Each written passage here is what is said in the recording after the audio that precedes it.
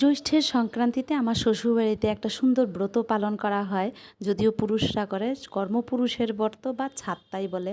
তো আমিও মানে একটা গল্প থাকে, এটা শাশুড়ির থেকে শুনলাম, তো তোমাদেরকেও আমি শোনাচ্ছি, শোনো।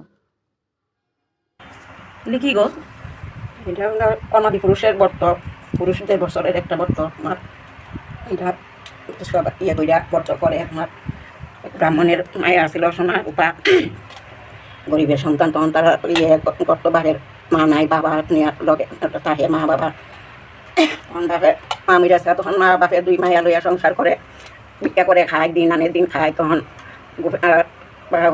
দিনে দিনে মায়ারা বড় হইতেছে, সোনার রূপা বড় হইয়া তখন বাহিরের দুই বোনে ইয়ে করতেছে, আমরা তো বড় হইতাছি। বাবা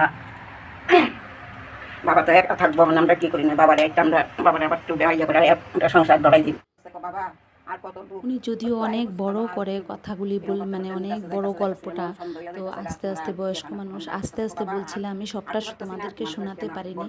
আর ছাতুগুলি তৈরি হয়, একটা হলো ছোলার ডালের ছাতু আর খইয়ের ছাতু, একটা সোনার ছাতু, একটা রূপোর ছাতু বলে।